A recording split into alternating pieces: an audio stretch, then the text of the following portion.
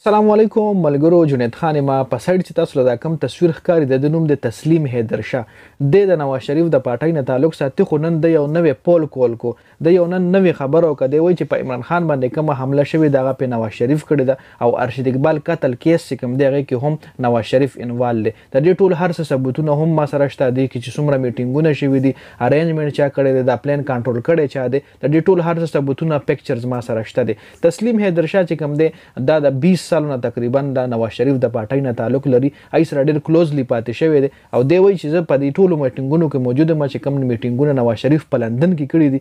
لندن پلان دی راویل شي. لندن پلان دا دی چې ارشد شریف قتل دی پکې او ورسره په عمران خان باندې هم قاتلانه حمله ده چې عمران خان الله پاک بچ کو. او تسلیم حیدر شاه دا هم ویلي چې تقریبا زموږ څلور میټینګونه شوي دي په لندن پلان کې، په دې کې نواز شریف چې کوم زموږ هیډ یو نواز هم دی میټینګ کې وا. پهله میټینګ کې تقریبا موږ 8-9 کسانو، دویم میټینګ کې کم کسانو. شوټر ارینجمنت هم نواز شریف کړو د ارشد شریف قتل لپاره. د عمران خان چې کوم په عمران خان باندې دا کوم حمله شوی، خدمه د خبرې مطلب دا چې په صفه الفاظو کې دلوي چې په نواز شریف په عمران خان باندې کوم حمله شوی او ارشد شریف قتل چې کوم اغي ذمہ دار چې کوم دی نواز شریف ته. نواز شریف په لندن کې ناشته او دا پلانینګ کړو. لندن پلان دی له هم زګه ویل شي چې دا شریف یو صحافي چې د بل پی ټی آی سپورټ کولو، د عمران خان سپورټ په کولو، نو کې د شي نواز شریف په دی وجه باندې یا کې د شي غسر نور هم د سیکریټو چې په بل ملک له پاکستان کې نه په پردي وطن کې دا قتل کولو، نو دا معمولی کس نشي کوله. دا خامخا یو غټ پیسدار سړی کول شي او داسې کس کول شي چې داغه تعلقات هم یو پیسه ور سره هم وي. نو که چریدار شاوي نو تاسو خپل سوچ وکړئ چې زموږ حکمرانان د خپل کورسۍ د پاره د خپل حکومت راوستو د پاره څه نه کوي.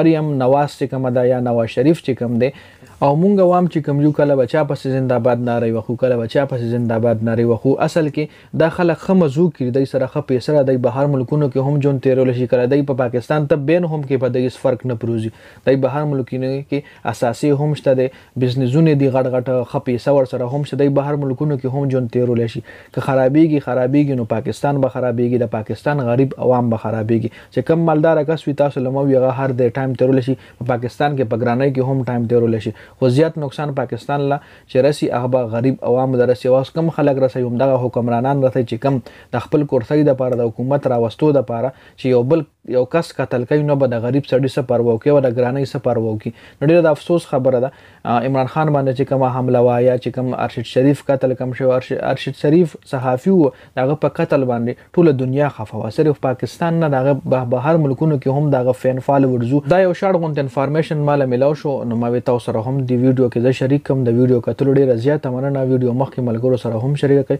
جنید خان افیشل چینل هم سبسکرایب کړئ، پیج هم لایک کړئ. ډېر زیات مننه. والسلام.